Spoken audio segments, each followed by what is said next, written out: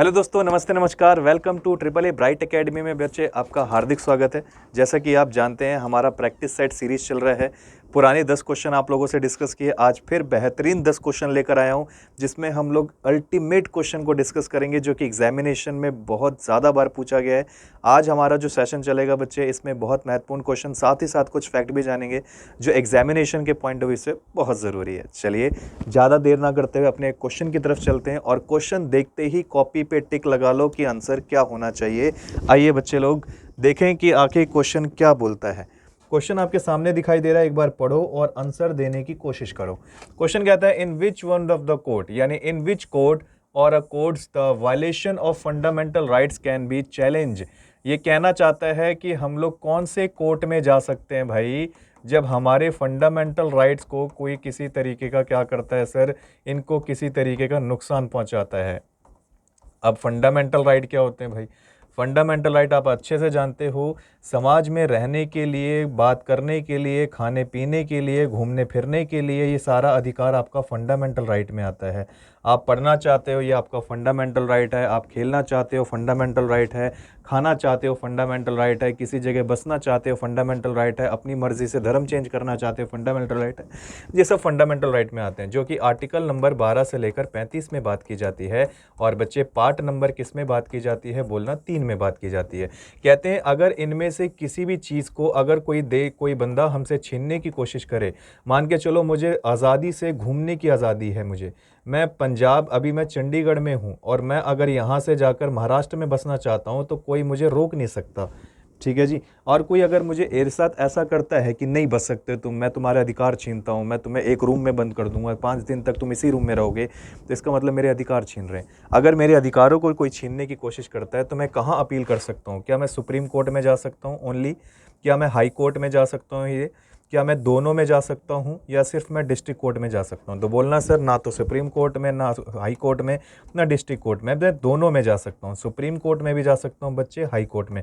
और supreme court में अगर मुझे जाना होगा तो बच्चे मैं कौन से आर्टिकल का यूज़ करके जाऊंगा? तो सीधा जवाब देना सर, आर्टिकल नंबर 32 का यूज़ करके आप सुप्रीम कोर्ट में अपील कर सकते हो अगर मुझे मेरे फंडामेंटल राइट्स को क्या करता है, कोई वायलेशन करने की कोशिश करे।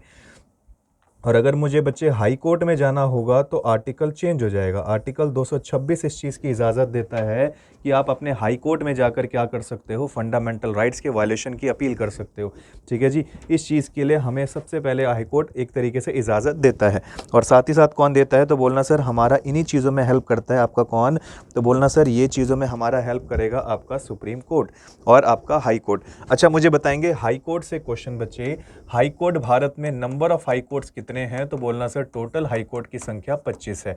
और पूछा जाए सुप्रीम कोर्ट अगर बात करते हैं तो सुप्रीम कोर्ट तो आपको अच्छे से पता है एक ही है, लेकिन ये बना कब था? तो बोलना 1773 के रेगुलेटिंग एक्ट से बनाकर तैयार किया गया और अगले साल 1774 में भारत के लिए एक सुप्रीम कोर्ट आ चुका था, जो कि भारत की दिल्ली में नहीं था उस समय, ये कोलकाता में बनाया गया। दिल्ली में कब बनाया सर? दिल्ली में आया 28 जनवरी 1950 को और यहीं पर भारत का पहला सुप्रीम कोर्ट बनकर तैयार हुआ। भारत का सुप्रीम कोर्ट कहाँ पर बन गया सर? फिर बाद में ये कोलकाता से दिल्ली शिफ्ट कर दिया गया था। कोई दिक्कत? अच्छा, पूछा जाता है सुप्रीम कोर्ट हमारे लिए कब खड़ा होता है सर? जब भी हमारे फंडामेंटल राइट्स का जब वायलेशन करेंगे ना, तो हमारे किसी भी आर्टिकल में, कौन से आर्टिकल बच्चे? 12 से 35 आर्टिकल में, किसी भी आर्टिकल में सुप्रीम कोर्ट हमारे लिए खड़ा है 32 का यूज़ करके। इसी 32 आर्टिकल को इंडियन कॉन्स्टिट्यूशन का सोल कहते हैं, भारतीय संविधान की आत्मा कहा जाता है बच्चे इसी आर्टिकल को। और ये बात बोलने वाले भीमराव अंबेडकर थे। कौन थे बच्चे? भीमराव अंबेडकर जी ने ये बात बोली थी बड़े आराम से कि आर्टिकल 32 आपके संविधान की आत्मा के नाम से जाना जाएगा। इसी से क्वेश्चन मुझे बताओ, आर्टिकल 19 को क्या बोलते हैं? तो बोलना बच्चे ये हमारे कॉन्स्टिट्यूशन की रीढ़ की हड्डी है। रीढ़ की हड्डी बोले तो this is known as backbone of the constitution. इसे हम बैकबोन ऑफ द कॉन्स्टिट्यूशन कहते हैं और उसे हम कहते हैं संविधान की आत्मा। क्या बोलोगे? संविधान की आत्मा, दिस इज़ कॉल्ड सोल, ये आत्मा है। और ये से क्या बोलते हैं? हमारे संविधान का बैकबोन यानी रीढ़ की हड्डी कहते हैं, क्योंकि इसी आर्टिकल में टोटल 6 तरीके के राइट्स के बारे में बताया गया है। टोटल कितने बच्चे के बच्चे 6 राइट्स के बारे में बताया जाता है आर्टिकल 19 के बारे में। आशा करता हूँ ये चीज़ समझ में आ रही होगी, क्या क्या बातें हो चुकी हैं तो जान सकते हो। अच्छा, हाई कोर्ट के बारे में भी बात करते हैं। कौन सा हाई कोर्ट है, आपसे पूछा जाए ऐसा कौन सा हाई कोर्ट है जो 2 स्टेट का एक हाई कोर्ट है। 2 स्टेट में एक हाई कोर्ट कैसे पॉसिबल है? बिल्कुल पॉसिबल है। जैसे पंजाब, आपको देखो पंजाब और हरियाणा, इन दोनों का एक हाई कोर्ट है बच्चे। क्या है? इन दोनों का एक हाई कोर्ट माना जाता है। ऐसे करते करते भारत में टोटल हर स्टेट का क्या होता है सर? 25 हाई कोर्ट माने जाते हैं। कहाँ माने जाते हैं? 25 हाई कोर्ट। और आपके डिस्ट्रिक्ट की जब बात की जाती है बच्चे, किसकी? डिस्ट्रिक्ट की जब बात की जाती है, सॉरी, जब हम डिस्ट्रिक्ट की बात करते हैं और डिस्ट्रिक्ट के नीचे आ जाता है सर, डिस्ट्रिक्ट में क्या होते हैं? बोलना विलेज होते हैं, विलेज। और विलेज की जब बात होती है तो विलेज में कोर्ट नहीं होते। यहाँ कौन काम करती है बच्चे? बोलना पंचायत काम करती है। पंचायत की जब भी बात आती है तो मुझे बताओ पंचायत के अंदर में कौन सा आर्टिकल आता है, साथ ही साथ मुझे बताएंगे बच्चे पंचायत के लिए कौन सा शेड्यूल काम करता है। पंचायती राज सिस्टम के लिए कौन सा शेड्यूल और कौन सा आर्टिकल आता है जो हमारी पंचायत को लेकर काम करता है, ठीक है। और भारत की पहली पंचायत कहाँ बनी? भारत की पहली पंचायत कब और कहाँ बनी? तो अगर कभी पूछा जाए भारत की पहली पंचायत कब और कहाँ बनी, तो आंसर क्या दोगे? बोलना सर पहली पंचायत बनी 2 अक्टूबर 1959 को, 1959 को, जो कि जगह का नाम था नागौर। नागौर तो सर जिला नहीं हो गया, हाँ जिला हो गया, जो कि राजस्थान में पड़ता है। लेकिन पंचायत तो सर गांव की होती है, तो गांव का नाम था बगधरी गांव। यही वो गांव है जहां पर भारत की पहली पंचायत का गठन किया गया। किसका गठन किया गया सर? पंचायत का गठन किया गया था। याद रखोगे इस चीज़ को, बहुत बढ़िया। ठीक है जी। आर्टिकल क्या बताओगे सर? 243, 243 में पंचायती राज सिस्टम, और शेड्यूल नंबर किस में बोल देना? 11 में बात की गई है। पंचायती राज सिस्टम की किस में बात की गई है? शेड्यूल नंबर 11 में बात की जाती है। कोई दिक्कत? चलिए आगे चलते हैं अगले क्वेश्चन की तरफ। अगला क्वेश्चन क्या कहता है, थोड़ा सा जानते हैं। पर्सनल लिबर्टी, यानी कि जिसे हम लोग कभी कभार अपनी खुद की क्या बोलते हैं, इसी को बोलते हैं व्यक्तित्व स्वतंत्रता। कहता है personal liberty of Indian citizen can be insured mainly through which petition. कौन सी पिटिशन के अंदर बात की गई है? कहता है एक भारतीय नागरिक द्वारा व्यक्तित्व स्वतंत्रता जो होती है, मतलब कि एक इंडियन सिटीजन के हिसाब से जो उनकी पर्सनल लिबर्टी होती है, ये किस याचिका के माध्यम से सुनिश्चित की जा सकती है? याचिका का मतलब होता है कौन सी पिटिशन से हम इसके बारे में बात उठा सकते हैं। तो बोलना क्या सर हिबियस कॉर्पस के हैं, क्या ये मैंडेबस से उठा सकते हैं, क्या ये प्रोहिबिशन से, या क्या हम इंस्टिगेशन या क्यू वारंटों से कर सकते हैं काम। अच्छा, आप लोगों ने एक चीज़ गौर करी, ये तो 5 तरीके की क्या है सर? ये तो 4 तरीके की रिट हो गई हैं। ये 4 रिट लिखी है आपके सामने। कितनी रिट होगी सर? 4 तरीके की रिट लिखी गई है, ठीक है जी। जिसमें एक आपका एक और आता है सैरिटोरियरी। सैरिटोरियरी आता है इसके अंदर, जिसको आप लोग 5वां रिट कहते हैं। और ये 5 तरीके की रिट आर्टिकल नंबर किस में बात की गई है? बोलना सर आर्टिकल नंबर 32 में बात की गई है। आर्टिकल 32 में 5 तरीके की रिट के बारे में बात की जाती है। और इसी में बात की गई है कि अगर मान के चलो किसी की व्यक्तित्व को स्वतंत्रता है, तो पर्सनल लिबर्टी के लिए आपका कौन सा वाला पिटीशन आवाज़ उठाता है? बोलना हिबियस कॉर्पस उठाता है बच्चे। कौन उठाता है? हिबियस कॉर्पस, जिसे हिंदी में बच्चे इसको नाम देते हैं बंदी प्रत्यक्षीकरण। क्या बोलोगे? बंदी प्रत्यक्षीकरण के नाम से जानते हैं। प्रत्यक्षीकरण, इसी को हिबियस कॉर्पस कहा जाता है। बहुत से बच्चे के दिमाग में होगा सर ये होता क्या है। देखो भाई, आर्टिकल 32 आपके संविधान के सुप्रीम कोर्ट का काम करता है, जिसमें कहते हैं कि अगर आपके फंडामेंटल राइट्स को आपसे कोई छीनता है तो आपका सुप्रीम कोर्ट 32 की हेल्प से आपकी पूरी की पूरी फंडामेंटल राइट्स को बचाएगा। लेकिन इसमें एक हिबियस कॉर्पस नाम की चीज़ आती है, जो कि एक तरीके का रिट में शामिल किया जाता है। कहते हैं कि हिबियस कॉर्पस उन पर लगता है, जैसे सपोज करो कि एक इंसान ने जुर्म कर दिया, कोई मान के चलो कोई क्राइम कर दिया उसने, और पुलिस ने क्या करा, उसको किसी तरीके से गिरफ्तार कर लिया। गिरफ्तार करने के बाद आपने एक रूल सुना होगा कि जब भी किसी पुलिस को किसी क्रिमिनल केसेस में किसी क्रिमिनल को गिरफ्तार करती है तो उसे 24 घंटे के अंदर अंदर पेशी करनी पड़ती है। क्या करनी पड़ती? पेशी। लेकिन उन लोगों ने क्या किया सर? उन लोगों ने इसे पूरी तरीके से बंदी बनाकर रखा, और 24 घंटे से ऊपर होने के बावजूद भी इन्होंने, पुलिस वालों ने उन्हें कोर्ट के सामने पेश नहीं किया, और उसके साथ लगातार शोषण करते रहे। वायलेशन कह रहा हूँ, लगातार उसके साथ क्या किया जा रहा था सर? उसको उसके क्राइम के विदाउट एनी वारंट वगैरह के हिसाब से भी उसको लगातार पीटा जा रहा था, बंदी बनाकर उसके साथ पूरी तरीके से पीटा जा रहा था, मारा जा रहा था। इस कंडीशन के अंदर अगर मान के चलो वो कोर्ट के केस में, अगर मान के चलो पुलिस के खिलाफ वो बंदा कोर्ट में जाके अपील कर देता है कि जी मेरे साथ इन पुलिस वालों ने बिना किसी काम के ही मारना शुरू कर दिया और इनके पास कोई एविडेंस नहीं था, तो फिर सीधा कोर्ट किनको पकड़ती है? पुलिस वालों को पूछेगी कि हाँ भाई, आप लोगों ने ये रूल कैसे फॉलो नहीं किया, पहले तो ये बताओ। आपका काम है 24 घंटे के अंदर अंदर इसे हमारे पास पेश करना चाहिए था, तो तुमने अपने हाथ में कानून ले लिया। तो इस चक्कर में फिर कोर्ट इसके ऊपर क्या लगाती है सर? हीबियस कॉर्पस लगाएगी। क्या लगाएगी? हीबियस कॉर्पस, जिसके अकॉर्डिंग ये बंदी प्रत्यक्षीकरण का किसके कैटेगरी में आता है? उसकी पर्सनल लिबर्टी को छीनने में सबसे बड़ा रोल किसका है? तो बोलना सर तब आता है पुलिस वालों का काम, और उसी के ऊपर रिगार्डिंग काम करती है, और इसी कंडीशन को क्या बोलते हैं? हीबियस कॉर्पस कहा जाता है। ठीक है जी। एक मैंडेबस होता है, एक होता है प्रोहिबिशन। प्रोहिबिशन को तो आप लोग बोल ही देते हो, जिसमें कई सारे अधिकार और कानून के ऊपर क्या लगा दिए जाते हैं सर? स्टे एंड ऑर्डर लगा दिया जाता है, और ये लगाती कौन है? आपकी सुप्रीम कोर्ट लगाती है। ठीक है जी। चलिए आगे बढ़ते हैं। कहता है मैंडेमस इन अ मैंडेमस पिटिशन, कहता है परमादेश जो है याचिका में मैंडेमस है। ये वर्ड जो है एक्चुअल में ये पूछ रहा है, ये मैंडेमस वर्ड हमने कौन से जगह से लिया है? ये एक फ्रेंच वर्ड है, जर्मन लैंग्वेज वर्ड है, लैटिन वर्ड है, या इंग्लिश लैंग्वेज वर्ड है? बताएंगे बच्चे ये कौन से उन चीज़ों का वर्ड माना जाता है? फटाफट पहले ये आंसर देंगे आप लोग।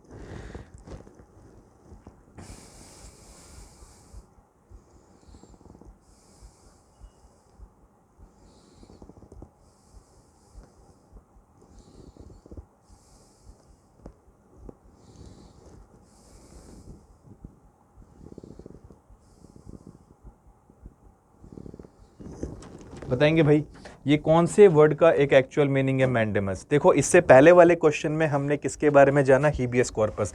मैंने आपको बताया हमारे टोटली अगर हम बात करते हैं बच्चे इंडियन कॉन्स्टिट्यूशन की, तो इंडियन कॉन्स्टिट्यूशन में पार्ट नंबर 1 आर्टिकल 1 से लेकर 4 के बारे में बात करता है।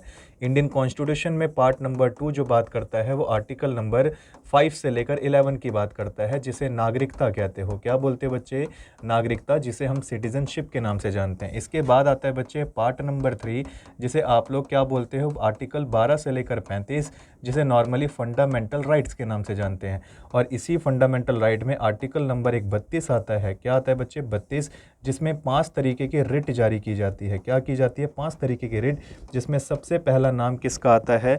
तो सबसे पहला नाम आप बता सकते हो, जिसे हम लोग कह सकते हैं हीबियस कॉर्पस बोलोगे। क्या बोलोगे बच्चे? हीबियस कॉर्पस कहते हैं, जिसे हम लोग नॉर्मली बोलते हैं बंदी प्रत्यक्षीकरण। दूसरा आता है आपका क्या? तो दूसरा बता सकते हो सर, इसी के अंदर आता है परमादेश। परमादेश को क्या बोलते हैं? मैंडेमस कहते हैं। ये दूसरा हमारा रेट होता है बच्चे। दूसरा हमारा कौन सा रेट हुआ? मैंडेमस। तीसरा रेट होता है आपका, क्या बताओगे? सर्टेरियरी। सर्टेरियरी क्या होता है सर? ये आपका तीसरा रेट होता है, जिसे नॉर्मली हम लोग क्या बोलते हैं? ये सर्टेरियरी क्या किसे बोला जाता है? तो बोलना सर इसे उत्प्रेक्षण बोलते हैं हिंदी में। क्या बोलोगे? उत्प्रेक्षण के नाम से जानते हैं। और मैंडेमस क्या होता है बच्चे? बोलना मैंडेमस का मतलब होता है आपका किसका? परमादेश। परमादेश, परमादेश। ठीक है जी। और अगर हम बात करते हैं इसके बाद कौन आता है? इसके बाद आता है सर प्रोहाइबिशन। क्या बोलोगे? प्रोहाइबिशन कहते हैं। और प्रोहाइबिशन का मतलब होता है किसी चीज़ पर रोक लगाना, यानी कि प्रतिषेध कर देना उस चीज़ को। उसी चीज़ के ऊपर क्या कर देना बच्चे? रोक लगा देना, जिसे प्रतिषेध कहा जाता है। ये 4 रेट हो गई। और लास्ट वो रेट आती है क्यू वारंटो। क्यू वारंटो जो होती है सर, ये हमारी सबसे आखिरी रेट होती है, जिसे क्यू वारंटो, जिसे हम नॉर्मली क्या बोलते हैं? अधिकार प्रेक्षा के नाम से जानते हैं। क्या बोलोगे बच्चे? अधिकार प्रेक्षा के नाम से इसको जाना जाता है। अब सबसे बड़ी बात होती है कि यहाँ पर बात उठाई जा रही है किसकी? मैंडेमस की। क्या बोलोगे बच्चे? मैंडेमस। ये जो मैंडेमस वर्ड है, जिसे नॉर्मली परमादेश कहा जाता है। क्या बोलते हैं सर? इसमें परमादेश कहा जाता है। इस कंडीशन में क्या होता है कि जब हीबियस कॉर्पस लगता है ना किसी पे, क्या लगता है बच्चे? हीबियस कॉर्पस लगता है। और हीबियस कॉर्पस में जब आप किसी का अधिकार छीन लेते हैं, जैसे पुलिस वालों ने क्या किया, 24 घंटों में उसकी पेशी करनी थी किसके पास? डिस्ट्रिक्ट कोर्ट यानी हाई कोर्ट के पास। उन्होंने नहीं करी। अब यहाँ पर सुप्रीम कोर्ट जो आदेश देगी, क्या बोलेगी सर, सुप्रीम कोर्ट जो आदेश इनको देगी ना करने के लिए, पुलिस वालों को जो आदेश देगी करने के लिए, वो उनको फॉलो करना पड़ेगा। कौन से कंडीशन के हिसाब से बोलना, मैंडेमस के हिसाब से फॉलो करना पड़ेगा। और ये मैंडेमस वर्ड जो है बच्चे एक लैटिन वर्ड माना जाता है। क्या माना जाता है, लैटिन वर्ड माना जाता है। और अगर मान के चलो अगर जो रूल्स फॉलो करने के लिए दिए गए हैं ये उन्हीं को फॉलो करेगी, और चाहे तो सुप्रीम कोर्ट इनसे कुछ चीज़ों के ऊपर उनके अधिकारों पे क्या लगा सकती है सर, प्रतिषेध लगा देगी। बोला जाए इनसे कुछ, उनसे क्या कर सकती है सर, इनके कुछ राइट्स को छीन भी लेगी। अब इनको ऊपर लगातार कुछ रूल्स एंड रेगुलेशंस को फॉलो तो करेगी, लेकिन कुछ इनसे पावर क्या कर सकती है सर, उन पर रोक लगा देगी। प्रतिषेध करने की पावर भी किसके पास है, सुप्रीम कोर्ट के पास है। और कहते हैं कि क्यू वारंटो बोला जाए, क्या बोलोगे बच्चे, क्यू वारंटो। कहते हैं अगर ये पुलिस वाले अपनी मर्जी के खिलाफ या अपनी अधिकारों का खिलाफ जाकर कोई काम करते हैं तो सुप्रीम कोर्ट फिर से इनके ऊपर क्या करेगी सर, आदेश या परमादेश लेकर चार्ज करके दोबारा से इनके ऊपर एक्शन क्रिएट कर सकती है। ठीक है जी। तो ये अपने अधिकारों के विरुद्ध में जाके कोई काम नहीं कर सकते। क्या नहीं कर सकते सर, याद रखना, बिना अधिकार के कोई भी काम नहीं कर सकते। ये अधिकार इनसे मिलेगा, इनको सुप्रीम कोर्ट से मिलेगा। ठीक है जी। ये सब आपके किसके आते हैं सर, 5 तरीके के रिट में बात की जाती है जो मैंडेमस के बारे में बात करता है। और ये मैंडेमस कौन से वर्ड से लिया गया है, कौन सी जगह, कौन सा टाइप का वर्ड है, बोलना लैटिन वर्ड है सर। कैसा वर्ड है, लैटिन वर्ड माना जाता है।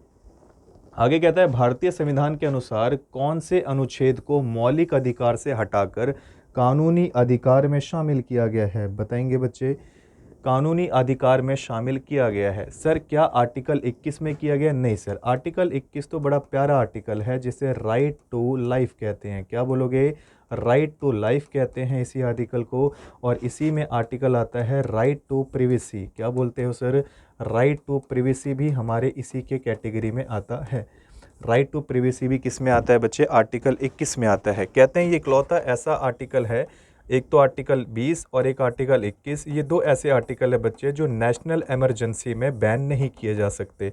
क्या नहीं किए जा सकते बच्चे, नेशनल इमरजेंसी में इन्हें हमसे छीना नहीं जा सकता। ठीक है जी, इनको हमसे छीना नहीं जा सकता।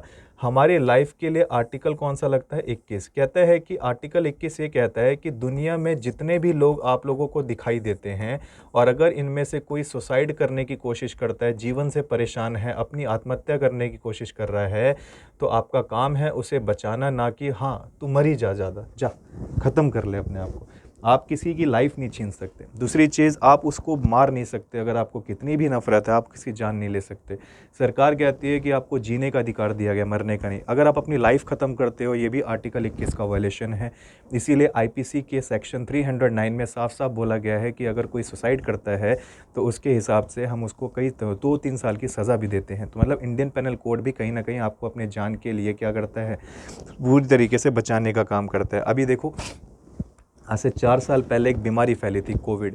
उसमें सरकार ने पूरी जान लगा दी थी आपकी ज़िंदगी को बचाने के लिए। लगातार वैक्सीनेशन पे वैक्सीनेशन फ्री ऑफ कॉस्ट दी गई। क्यों, आर्टिकल 21 कहता है कि आपको किसी को भी लोगों को मरता हुआ नहीं छोड़ सकते। बचाओगे तो सरकार पूरी जान लगाई बचाने में। ठीक है जी, ये आर्टिकल 21 है।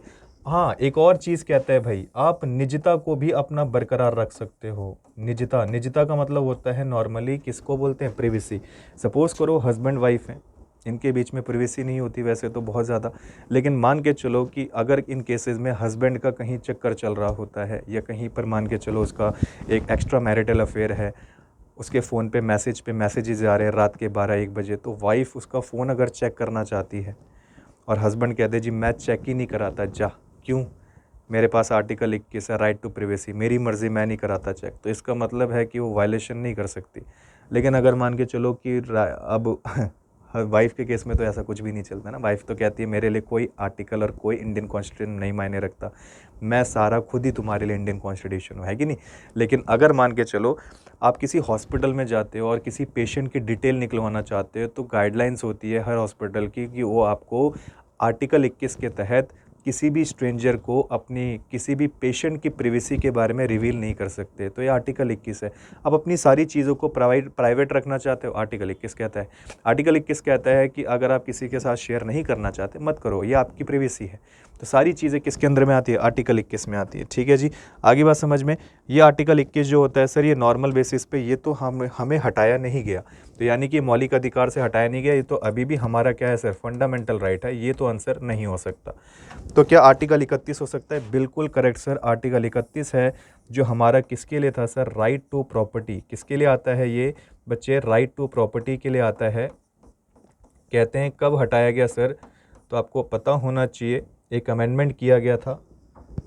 कौन सा अमेंडमेंट हुआ था जिसके तहत इसको हटाया गया होगा, बताएंगे बच्चे? कौन सा अमेंडमेंट एक्ट किया गया था जिसके तहत हमने राइट टू प्रॉपर्टी को हटाया? फटाफट बताएंगे, कौन सा अमेंडमेंट एक्ट हुआ था जिससे हमने राइट टू प्रॉपर्टी को हटाया था? एक बार कमेंट सेक्शन में आंसर करना, आप लोग ज़रूर बताना कि कौन से अमेंडमेंट एक्ट के ज़रिए इसको हटाया गया, और कौन सा अमेंडमेंट एक्ट है जिसमें इसे लीगल राइट बनाया गया भाई।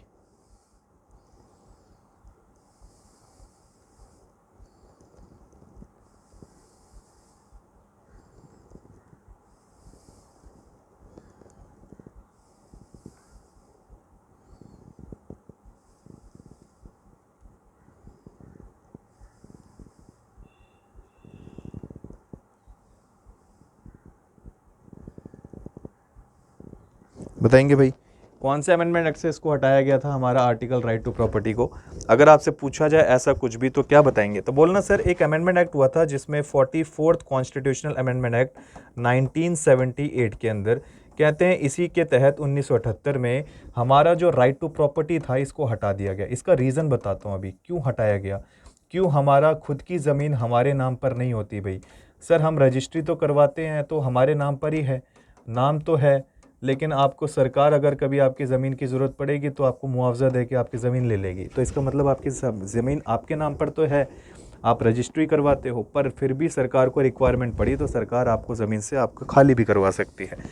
ये पहले 1978 से पहले नहीं था बच्चे। आखिर क्यों ऐसा हुआ, तो उसके पीछे लॉजिक है। सपोज़ करो कि मैं ना इंडिया में रह रहा हूँ, और इंडिया के अंदर ना मैं पंजाब चंडीगढ़ से मैं महाराष्ट्र चला जाता हूँ, और महाराष्ट्र में मैं मुंबई में रहने लग गया कुछ 1 साल के लिए। और मुंबई में जब मैं 1 साल रहा ना, तो मुझे यहाँ पर एक जगह बहुत अच्छी लगी। मेरे को लगा कि यार ये ज़मीन बहुत अच्छी है, क्यों ना मैं इसको ख़रीद कर यहीं पे सेटल हो जाता हूँ। मुंबई नगरी भी बहुत अच्छी है, तो मैंने ज़मीन ख़रीद ली। अब मुंबई में जहाँ पर मैंने ज़मीन ख़रीदी ना, तो सरकार का एक प्रोजेक्ट चला यहाँ से, कहते हैं हम मेट्रो निकालेंगे, मेट्रो नहीं सॉरी, हम यहाँ पर बुलेट ट्रेन चलाएंगे। आपको पता है ना मोदी जी बुलेट ट्रेन लेकर आ रहे हैं।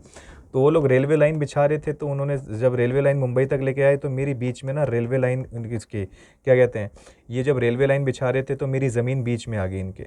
इन्होंने कहा जी आपकी ज़मीन के ऊपर से हमारी जाएगी मेट्रो नहीं सॉरी बुलेट ट्रेन, तो क्या हम आपकी ज़मीन का यूज़ कर सकते हैं? जी मैंने कहा 1978 से पहले की बात है, सपोज़ करो ये 1978 से एक पहले की बात है। तो मैंने मना कर दिया, नहीं जी मैं आपको अपनी ज़मीन नहीं दे सकता, क्योंकि मेरा प्लान है यहाँ पे मैं अपना घर बार बनाऊँगा, यहाँ पर नीचे दुकान खोलूँगा, ऊपर मेरा रूम होगा, अपना बिज़नेस भी चलाऊँगा, घर बार भी देखूँगा, तो मैं तो ज़मीन नहीं देता। आप एक काम करिए, अपनी ट्रेन को यहाँ से घुमा लीजिए, ऐसे ऐसे ले जाओ रेलवे लाइन को, तो कोई दिक्कत नहीं है, मुझे कोई प्रॉब्लम नहीं है। तो पता लगा यहाँ पर भी किसी की ज़मीन थी। कहते हैं नहीं मैं भी नहीं देता जी, आप अपनी रेलवे लाइन को यहाँ से घुमा लो। अब सरकार कितना घुमाएगी, तो दोबारा गुजरात पहुँचा देंगे, गुजरात से यार ये गुजरात ही चली जाएगी। इनने का एक काम करो, ऐसे तो कभी देश का विकास ही नहीं हो पाएगा। हर कोई नॉर्मल बंदा क्या कह रहा है, अपना ज़मीन देगा ही नहीं, फिर तो गड़बड़ हो जाएगी, देश का डेवलपमेंट नहीं होगा। तो इनने का एक काम करो, ये जब से आर्टिकल 31 रहेगा ना, तब तक ये प्रॉब्लम आती रहेगी, क्योंकि ये फंडामेंटल राइट है। और अगर हमने ज़बरदस्ती ज़मीन छीनी तो सुप्रीम कोर्ट पहुंच जाएंगे, और सुप्रीम कोर्ट पहुंच गया तो फिर तो गया मामला हमारे हाथ से। इनने का एक काम करो, संशोधन करो, एक अमेंडमेंट एक्ट लाओ, और ये जो रूल है ना इसको चेंज कर देते हैं, इसको फंडामेंटल राइट से हटाओ। तो फिर एक 44 कॉन्स्टिट्यूशनल अमेंडमेंट एक्ट आया 1978 में, और बोला गया कि आर्टिकल 31 जो है ना, आज के बाद ये आर्टिकल 31 में नहीं रहेगा, हटाओ इसको यहाँ से, इसको उठा के डालो किसमें, आर्टिकल नंबर 300 के क्लॉज ए में डाल दो, और इसके अंदर ये काम करेगा भाई। किसके अंदर सर? इसके अंदर काम करेगा। अब ये फंडामेंटल राइट नहीं, अब ये बन गया लीगल राइट, अब ये कानूनी अधिकार है। अब जो मर्जी ये हाथ पैर हिलाते रहें, सुप्रीम कोर्ट जाते रहें, ज़मीन अगर हमारे पास में अगर चाहिए तो चाहिए, इसके बदले मुआवजा भरपूर दिया जाएगा। अब जब भी सरकार को ज़रूरत पड़ती है पैसा ज़मीन की, तो सरकार सिर्फ पैसा दे के ज़मीन ले लेती है। तो इसकी कंडीशन को क्या बोला गया सर, ये आर्टिकल नंबर किस में आता है, बोलना सर 300A में आता है। इसका मतलब कौन सा राइट हटाया गया था, बोलना सर आपका आर्टिकल नंबर 31 को हटा दिया गया। किसको हटा दिया गया, आर्टिकल 31। इसके साथ ही साथ ना 19 का क्लॉज एफ भी हटाया गया। किसको हटाया गया सर, 19 का क्लॉज एफ भी हटाया गया, जिसे नॉर्मल बेसिस पे ABCDEF, एफ नहीं हटाया गया, सॉरी ई, 19 का ई भी हटा दिया गया, जो नॉर्मल बेसिस पे राइट टू सेटलमेंट के लिए यूज़ किया जाता है। तो उस कंडीशन में ये वाला आर्टिकल भी क्या कर दिया गया, हटाकर किस में जोड़ा गया, 300A में। ये भी राइट टू प्रॉपर्टी है, ठीक है जी, ये भी क्या है, राइट टू प्रॉपर्टी। आगे बढ़ते हैं नेक्स्ट की तरफ। आगे कहता है from which year were two words socialist and secularism, ये दो वर्ड्स हैं, ये कौन से साल ऐड किए गए थे प्रियम्बल के अंदर भाई, किस में ऐड किए गए, preamble of Indian constitution of India, हमारे भारतीय संविधान के अंदर ऐड किया गया दो वर्ड सोशलिस्ट और सेकुलरिज्म। यहाँ पर देखो पूछ रहा है कौन से वर्ष में भारतीय संविधान प्रस्तावना में दो शब्द समाजवादी और पंथ निरपेक्ष जोड़े गए थे। तो आंसर क्या दोगे सर, क्या 1974, नहीं जी गलत है, 78 भी गलत है सर, क्योंकि इस दिन तो 44 कॉन्स्टिट्यूशन अमेंडमेंट आया। राइट आंसर बोलना 76 होगा सर, जो कि कौन से अमेंडमेंट एक्ट से किया गया, बोलना 42 कॉन्स्टिट्यूशनल अमेंडमेंट एक्ट 1976 1976। इसका दूसरा नाम क्या होता है, इसी को बोलते हैं मिनी कॉन्स्टिट्यूशन ऑफ इंडिया। क्या बोलोगे बच्चे, इसी को बोलते हैं मिनी कॉन्स्टिट्यूशन ऑफ इंडिया के नाम से भी जाना जाता है। और इसी मिनी कॉन्स्टिट्यूशन ऑफ इंडिया 1976 में हमारे प्रियम्बल में, किसमें बच्चे, बोलना प्रियम्बल के अंदर दो शब्द ऐड किए गए। पहले तो हमारे प्रियम्बल की शुरुआत कैसे होती है, बोलना we the people of India, we the people of India बोला जाता है इसको। और इसकी जगह ये जो आइडिया है, ये आइडिया हमने कौन से देश के कॉन्स्टिट्यूशन से लिया, अमेरिका से लिया। कहाँ से लिया बच्चे, अमेरिका से। और वहाँ के देश के संविधान में लिखा है we the people of US, we the people of US. ये चीज़ सीधा सीधा उठाया किसके देश के कॉन्स्टिट्यूशन से, अमेरिका। आज हमने अपने संविधान में क्या लिख दिया, इंडिया। अब इसी के अंदर ना एक वर्ड ऐड किया गया 42 कॉन्स्टिट्यूशनल अमेंडमेंट एक्ट से। क्या दो वर्ड यूज़ किए गए, सेकुलरिज्म और सोशलिज्म, यानी कि सोशलिस्ट। ये दो एक ऐसे वर्ड्स थे जिसको ऐड किया गया था 1976 के अंदर, 1976 में, जब किसकी सरकार थी, बोलना बच्चे इंदिरा गांधी की सरकार थी। किसकी, इंदिरा गांधी की सरकार थी। और इसी टाइम पीरियड में हमने दो वर्ड ऐड किए, सेकुलरिज्म, सोशलिस्ट। ये दो वर्ड्स को क्या किया गया बच्चे, ऐड करके रखा गया, ठीक है जी, जिसे आप लोग क्या बोलते हो, सेकुलरिज्म बोलते हो और एक सोशलिस्ट के नाम से जानते हैं। और इसी को कौन सा कॉन्स्टिट्यूशनल बोला जाता है, मिनी कॉन्स्टिट्यूशन ऑफ इंडिया के नाम से जानते हैं। अब प्रियम्बल की बात करते हैं। प्रियम्बल को पहली बार कब पेश किया गया, 13 दिसंबर 1946 को असेंबली के अंदर। और पेश करने वाले पंडित जवाहरलाल बच्चे नेहरू थे। लेकिन इसी प्रियम्बल को एक्सेप्टेंस कब मिली थी संविधान के अंदर, तो बोलना बच्चे 22 जनवरी 1947 को दी गई थी। कब मिली था, बोलना 22 जनवरी 1947 को इसे एक्सेप्टेंस दी गई हमारे इंडियन कॉन्स्टिट्यूशन में। किसको, प्रियम्बल यानी प्रस्तावना को। कोई दिक्कत, बढ़िया। आगे बढ़ते हैं नेक्स्ट पे। आगे कहता है which of the following part matter of Indian constitution is not correctly match. कहता है निम्नलिखित में से कौन सा भारतीय संविधान का भाग और विषय दो चीज़ दी होंगी इसमें, जो आपस में बिल्कुल सही सुमेलित हो रखे हैं, सही सुमेलित नहीं है, उसको ढूंढो। कहता है आपस में कौन सा पार्ट और आपका क्या बोल रहा है, कौन सा पार्ट और कौन सा आपका मैटर जो है वो बिल्कुल आपस में मैच नहीं कर रहे हैं, ये बताना है इसके अंदर, ठीक है जी। कहता है आपस में भारतीय संविधान का कौन सा भाग और विषय आपस में सही मैच नहीं है, वो बताइए। क्या मुझे बताइए आप लोग पहले, पार्ट नंबर 3 में फंडामेंटल राइट है, बिल्कुल है सर। और फंडामेंटल राइट आर्टिकल कहाँ से कहाँ तक है, बोलना 12 से 35 तक है, ये तो करेक्ट है सर, ये तो गलत नहीं है। पार्ट नंबर 4 क्या है सर, क्या डायरेक्टिव प्रिंसिपल स्टेट पॉलिसी है, बिल्कुल सही है सर। ये आर्टिकल 36 से लेकर 51 में आता है, यानी जैसी फंडामेंटल राइट खत्म होंगे, आप डीपीएसपी पढ़ते हो, जिसे राज्यों के नीति निर्देशक सिद्धांत कहते हैं। पार्ट नंबर 5 में क्या फंडामेंटल ड्यूटीज़ है, नहीं जी, ये गलत हो गया सर। ये गलत है, क्योंकि पार्ट नंबर 5 में तो यूनियन की बात की जाती है, किसकी, यूनियन की। और पार्ट नंबर 5 चलता है आर्टिकल नंबर 52 से लेकर आर्टिकल नंबर 152 तक। और इसके अंदर 52 जो आर्टिकल है ये हमारे देश के सेंट्रल गवर्नमेंट के हेड के बारे में बात करता है। यानी कि सबसे पहला यूनियन का जो आर्टिकल शुरू होता है वो राष्ट्रपति से शुरू होता है। किससे सर, राष्ट्रपति। पूरे देश का मुखिया से शुरू होता है आर्टिकल आपके यूनियन का। फिर उससे छोटा मुखिया आता है जिसे उपराष्ट्रपति बोलते हैं, वो आर्टिकल 63 से शुरू हो जाता है। फिर उसके बाद मिनिस्ट्री ऑफ काउंसिल आती है आर्टिकल 74 में। फिर आपके आते हैं प्राइम मिनिस्टर, इससे भी छोटे, जो 75 में। इसके बाद आती है आपकी लोकसभा, राज्यसभा, पार्लियामेंट। फिर उसके बाद आपके लोकसभा के मेंबर्स, राज्यसभा के मेंबर्स, फिर आती है सुप्रीम कोर्ट। ये सब सेंट्रल गवर्नमेंट के हेड हैं। क्या है सर, ये सब सेंट्रल गवर्नमेंट के हेड माने जाते हैं। तो सर ये जो आपका पार्ट नंबर 5 है, इसमें तो आपने बताया यूनियन की बात की गई है, जो कि आर्टिकल 52 से 152 में बात करते हैं। तो फिर मुझे ये बताओ फंडामेंटल ड्यूटी किस में आता है। तो बोलना सर ये आता है पार्ट नंबर किस में, पार्ट नंबर 4A में आता है।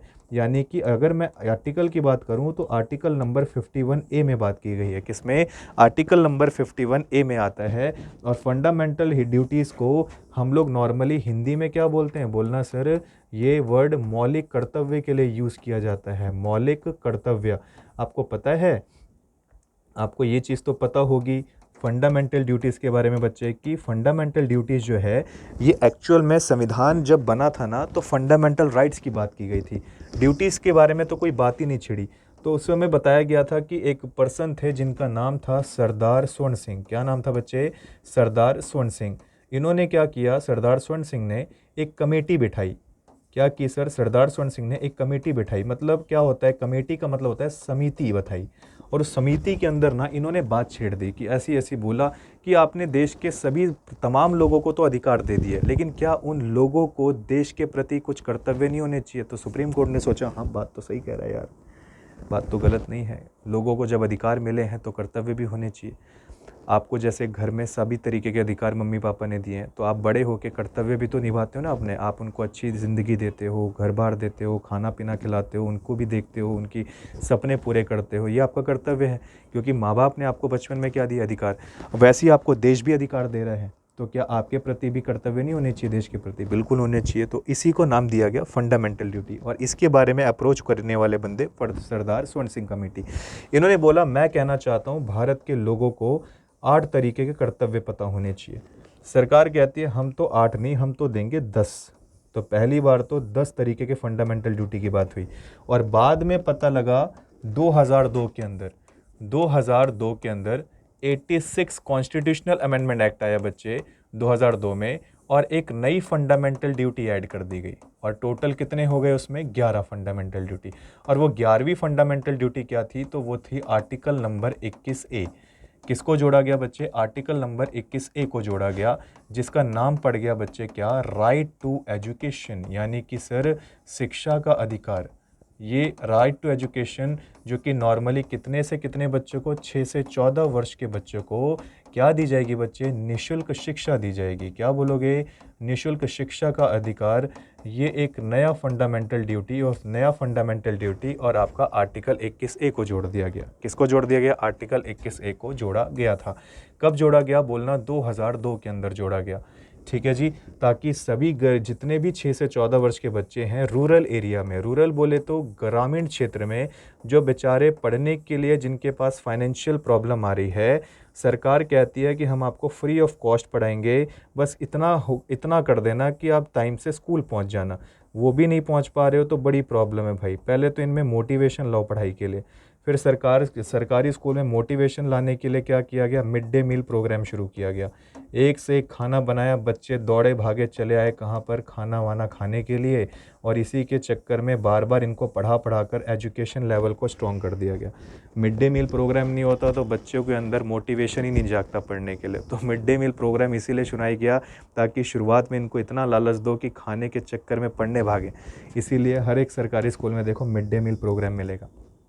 ठीक है, चलो आगे बढ़ते हैं। इंडिया इज़ लोकेटेड, भारत के बारे में बात करता है। अच्छा एक चीज़ और बताओ मुझे इसमें से, एक चीज़ बच्चे और बताओ, ये नागरिकता के लिए क्या ये बात सही है? पार्ट 2 में बिल्कुल सही है। बस आर्टिकल 7 में और जान लेना, 5 से लेकर 11 में बात की गई है। किसमें बच्चे? 5 से 11। नागरिकता कौन से देश के संविधान से लिया बच्चे? नागरिकता हमने कहाँ से लिया है? सिटीजनशिप हमने कहाँ से लिया?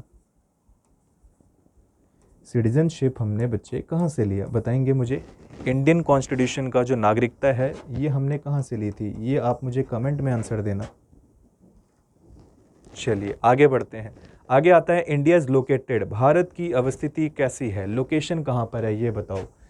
क्या इंडिया की location between latitude 8 degree 4 minute north to 37 degree 6 minute south में है एंड लॉन्गिट्यूड उसका 68 degree 7 west to the 97 degree 25 east में है। चलो इसको ऐसे समझते हैं, ऐसे तो समझ में आएगा नहीं, तो हम लोग इसको एक नए तरीके से समझते हैं। ये हमारा सपोज करो ग्लोब है और ये हमारी बीच की इक्वेटर लाइन, कौन सी लाइन होती है सर? ये इक्वेटर लाइन होती है। इक्वेटर लाइन कितने डिग्री पे? 0 डिग्री पे। और आपको पता है इधर आ जाती है एक और हमारी नॉर्थ साउथ पोल। हमारे इंडिया का लोकेशन इधर आता है। कहाँ आता है सर? इधर, इधर ही आता है। अगर मैं एक बात डायरेक्शन से पता लगाऊं तो मैं ये बोल सकता हूँ हमारा इंडिया नॉर्थ ईस्ट में आता है, क्योंकि ये नॉर्थ हो गया और ये वाला एरिया क्या हो गया सर? नॉर्थ ईस्ट हो गया। क्योंकि आप अगर डायरेक्शन निकालते हैं नॉर्थ ऊपर साउथ नीचे, ये हो गया ईस्ट और ये हो गया वेस्ट, तो हमारे इंडिया की एग्जैक्ट लोकेशन कहाँ होती है बच्चे? बोलना नॉर्थ ईस्ट में होती है। कहाँ पर होती है? नॉर्थ ईस्ट में। और ये नीचे से जो लाइन जा रही है ना, नीचे से जो लाइन टच करती है, ठीक है जी, इधर ना एक लाइन टच करेगी जिसे 8 डिग्री 4 मिनट कहते हैं, जो नॉर्मली कहाँ पर होती है सर? देखो ऐसे पता नहीं लग रहा, थोड़ा सा ऊपर बनाना पड़ेगा, ध्यान से देखेंगे। ये रही हमारा लोकेशन, हमारे इंडिया की लोकेशन इधर है, ये रहा इंडिया। यहाँ से ना एक लाइन टच करती है जो 8 डिग्री 4 मिनट पर है। हमारा जो निचला पोर्शन है 8 डिग्री 4 मिनट पर है और ऊपर वाला डिग्री 37 डिग्री 6 मिनट पर है। कितना है सर? 37 डिग्री 6 मिनट पे। अच्छा एक बात बताओ, इंडिया नॉर्थ में है कि ईस्ट में है? आप बोलोगे सर ये नॉर्थ में ही तो है, तो मैं इसको भी तो नॉर्थ लिख सकता हूँ। ये भी मेरा क्या होगा सर? नॉर्थ होगा। अगर मैं नीचे चला जाता, इधर आ जाता इस जगह पे, तो फिर मेरा साउथ हो जाता। ये कहाँ जाता सर? साउथ की तरफ। लेकिन है कहाँ पर सर? ये नॉर्थ की तरफ है। और दूसरी चीज़, हमारा एक और लाइन यहाँ से क्रॉस करती है, याद करो, जो 23.5 डिग्री पर होती है, जिसे आप ट्रॉपिक ऑफ कैंसर कहते हो। यहाँ का जो एरिया होता है जो ईस्ट की तरफ है, इधर का एरिया जो है ये बच्चे है आपका कितना? तो बोलना सर ये एरिया पड़ जाता है हमारा, क्या बोलोगे? ये बोल देना 68 डिग्री, कितना बोलेंगे? ये पड़ जाता है अपना कितना? बोलना 68 डिग्री 7 मिनट। क्या बोलोगे सर? 68 डिग्री 7 मिनट पे आता है ये, 68 डिग्री 7 मिनट पे। और यहाँ पर कहाँ पर है? किविथी पॉइंट पे रहता है 97 डिग्री 25 मिनट पे। इसका मतलब ये सारी लाइन किस तरफ है सर? ये वाला पोर्शन पूरा का पूरा ईस्ट की तरफ है, यानी ये भी ईस्ट की तरफ है और ये भी क्या है सर? ईस्ट की तरफ है। तो मेरा आंसर तो ये होना चाहिए 37 डिग्री 6 मिनट नॉर्थ, या कह सकते हो sir 8 degree 4 minute to 37 degree 6 minute north. ये भी नॉर्थ होगा, ये भी नॉर्थ होगा। और ये होना चाहिए 68 डिग्री कितना sir? 7 minute east to 97 degree 25 minute east. ये राइट आंसर होना चाहिए। अगर ईस्ट में, अगर ये वेस्ट में होता ना, इसका ये वाला हिस्सा यहाँ तक आ रहा होता, तब मैं कहता सर ये वेस्ट में है, ये ईस्ट में है। लेकिन मेरा इंडिया, अपना इंडिया तो क्या है सर? बोलना टोटली ईस्ट में है और टोटली नॉर्थ में है, इसीलिए नॉर्थ और ईस्ट का ही नाम आएगा। वेस्ट और साउथ तो दिखना ही नहीं चाहिए। जिस भी ऑप्शन में वेस्ट और साउथ दिखाई दे या साउथ का नाम भी दिखाई दे तो वो ऑप्शन गलत है सर। इसका मतलब ये गलत है। देखो साउथ आ गया, इसमें वेस्ट भी आ रहा है, ये भी गलत है। इसमें ज़रा चेक करो, कहीं पर नॉर्थ और साउथ है सर, साउथ आ गया, गलत है। यहाँ पर भी देखो वेस्ट आ गया, गलत है। ज़रा चेक करो, latitude 8 degree 4 minute north to 37 degree north, ये ठीक है। Longitude 68 degree 7 minute east to 97 degree 25 minute east, बिल्कुल ठीक है। यही बिल्कुल क्या बैठेगा सर? बिल्कुल करेक्ट आंसर बैठेगा, कोई दिक्कत। ये हमारे इंडिया की क्या है सर? लोकेशन है। क्या है सर? लोकेशन मानी जाती है। अब थोड़ा सा इंडिया के बारे में फैक्चुअल पॉइंट, जैसे सबसे पहले भारत का हम लोग क्या जान लेते हैं? इंडिया का हम पहले जानते हैं एरिया। भारत की अगर हम एरिया की बात करें तो बोलना सर 32,87,000 263 किलोमीटर इसका स्क्वायर है। कहते हैं इंडिया का जो एरिया है पूरे वर्ल्ड का ओनली 2.4% है। कितना है बच्चे? पूरे वर्ल्ड का एरिया कवर करता है 2.4%। और एरिया वाइज हमारे भारत की पोजीशन आती है 7वें नंबर पे। कौन से नंबर पे? 7वें नंबर पे आती है। इंडिया के अंदर टोटल 28 राज्य और 8 यूनियन टेरिटरी हैं। और तीसरी चीज़, भारत का जो नॉर्थ से लेकर साउथ तक का जो डिस्टेंस है वो 3214 किलोमीटर है। हमारे इंडिया का टोटल यहाँ से लेकर यहाँ तक जो डिस्टेंस है वो 3214 किलोमीटर है। और आपका ईस्ट से लेकर वेस्ट की तरफ, वेस्ट से ईस्ट की तरफ जो डिस्टेंस है ये 2933 किलोमीटर का टोटल डिस्टेंस माना जाता है। अच्छा, तीसरी चीज़, भारत में ऐसे कितने स्टेट्स हैं जो पानी से अपनी बाउंड्री टच करते हैं? तो सर हमारे टोटल स्टेट्स पहले गुजरात से शुरू होता है। गुजरात पानी से टच होता है, नीचे आपका महाराष्ट्र आता है, इसके नीचे गोवा आता है, आंध्र प्रदेश कर्नाटक आता है, और इसके नीचे आता है केरल।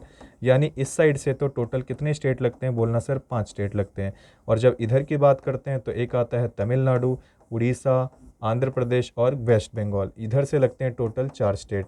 यानी 5 इधर से लगते हैं सर, 4 इधर से लगते हैं, तो बताएंगे तो बच्चे 9 स्टेट ऐसे हैं जो पानी के साथ अपनी बाउंड्री टच करते हैं। पूछा जाए इन 9 स्टेट्स का टोटल एरिया कितना है? बोलना 6100 किलोमीटर इनका टोटल एरिया है। अगर इन्हीं 9 स्टेट्स में यूनियन टेरिटरी भी अगर ऐड कर दी जाए, आसपास के पड़ोसी हमारे यूनियन टेरिटरी भी अगर जुड़ जाए इनके साथ, तो इसका डिस्टेंस बदलकर 7516.6 किलोमीटर हो जाता है। और ये हमारा वो एरिया है जो पानी के साथ टोटल टच करता है। अच्छा, पूछा जाए भारत में लॉन्गेस्ट हाईवे कौन सा है? तो बोलना सर NH44 है, जो कि नॉर्मली कहाँ से कहाँ तक की कनेक्टिविटी देता है? जम्मू कश्मीर टू वाया कन्याकुमारी तक देता है। कन्याकुमारी कहाँ पर? सबसे सर्दर्न पॉइंट में। अच्छा, भारत के कितने मेजर बिंदु हैं? बोलना 4 बिंदु हैं। कौन कौन से? सबसे पहला ऊपर इंदिरा कॉल कहते हैं इसको। क्या बोलोगे बच्चे? इंदिरा कॉल कहोगे। और इधर आता है जिसे आप ईस्टर्न पॉइंट कहते हो, जिसे नाम क्या दिया जाता है? किबीथू। क्या बोलोगे बच्चे? किबीथू कहते हैं। और अगर हम बात करते हैं गुजरात में कौन सा है, तो बोलना गोहार मोती। गोहार मोती कहते हैं इसको, गोहार मोती कहते हैं, गोहर माता कहते हैं। वो आपका कौन सा बिंदु है? वेस्टर्न बिंदु। और लास्ट आता है बच्चे आपका कन्याकुमारी, जिसे पुराने नाम से क्या बुलाते थे? तो बोलना बच्चे पुराने टाइम में इसको बोलते थे कैप कुमोरिन। क्या बोलोगे? कैप कुमोरिन के नाम से इसको जाना जाता था। अच्छा, पूछा जाए मोस्ट फार सर्दर्न पॉइंट इंडिया का कौन सा होता है सर? तो वो तो होता है हमारा ग्रेट निकोबार आइलैंड में। निकोबार आइलैंड में एक जगह पड़ती है जिसे नाम दिया जाता है इंदिरा पॉइंट। और ये Indira point most far southern point of India कहते हैं। Most far southern point of India हमारे भारत का कौन सा है? इंदिरा पॉइंट। इसका पुराना नाम था बच्चे पिग्मेलियन पॉइंट के नाम से जानते थे। क्या बोलोगे? पिग्मेलियन पॉइंट के नाम से इसको जानते थे। 1984 के बाद इसका नाम रखा गया इंदिरा पॉइंट। क्या रखा गया? इंदिरा पॉइंट रखा गया था। कोई दिक्कत? चलो आगे बढ़ते हैं। अगला क्वेश्चन क्या कहता है वो देखो। अगला क्वेश्चन कहता है कर्क रेखा निम्न में से किन राज्यों से होकर गुजरती है? कौन कौन से राज्य हैं जहां से हमारी कर्क रेखा गुजरती है बच्चे? क्या त्रिपुरा से गुजरती है? क्या ये मिजोरम से गुजरेगी? क्या मणिपुर से? क्या वेस्ट बंगाल से? इसको करने के लिए एक ट्रिक दिमाग में रखना। वो ट्रिक कौन सी होगी? बोलना बच्चे हमारे वो कौन कौन से आपके स्टेट्स हैं या कौन कौन से स्टेट्स हैं जहां से ट्रॉपिक ऑफ कैंसर गुजरती है? तो ट्रिक का नाम है मित्र पर, क्या बोलोगे? मित्र पर गमछा झार। मित्र पर गमछा झार बोल देना। ये वो टोटल 8 स्टेट्स होंगे जहां से हमारी ट्रॉपिक ऑफ कैंसर गुजरती है। मी से बोलना सर मिजोरम। क्या बोलोगे? मिजोरम। त्रा से बोलना त्रिपुरा। पा से बोलना पश्चिम बंगाल होगा सर, पश्चिम बंगाल। रा से कौन सी हो जाएगी? राजस्थान हो जाएगी। गा से हो जाएगी बच्चे गुजरात। मा से हो जाएगी बोलना मध्य प्रदेश। छा से हो जाएगी छत्तीसगढ़। क्या बोलोगे बच्चे? छत्तीसगढ़। और झार से हो जाएगा झारखंड। ये टोटल 8 ऐसे स्टेट्स हैं जहां से आपकी ट्रॉपिक ऑफ कैंसर गुजरती है। ट्रॉपिक ऑफ कैंसर की सबसे पहली बात बच्चे, किसकी? ट्रॉपिक ऑफ कैंसर की सबसे पहली बात, ये 8 स्टेट्स को पहले तो चेक कर लेते हैं क्या ये सभी आ रहे हैं। त्रिपुरा से गुजरती है, देखो नाम है, हाँ गुजरती है। मिजोरम से बिल्कुल गुजरती है। मणिपुर से सर यहाँ से नहीं गुजरती, क्योंकि मणिपुर तो नाम ही नहीं आ रहा इसमें, तो मणिपुर तो गलत हो जाएगा। वेस्ट बंगाल से भी गुजरती है, तो आंसर तो हो जाएगा, क्या बोलोगे सर, 1 2 3 सॉरी 1 2 4, 1 2 4 बोले तो ये बिल्कुल करेक्ट आंसर बैठेगा इसका। ये ऑप्शन नंबर 1 है, ये ऑप्शन नंबर 2 है, ये ऑप्शन नंबर 3 है बच्चे, और ये 4 है। तो याद रखना इसका आंसर होना चाहिए 1 2 4। तो यानी कि कौन से हो जाएंगे आपके, त्रिपुरा, मिजोरम और वेस्ट बंगाल। यहीं से क्वेश्चन पूछा गया था, ठीक है जी।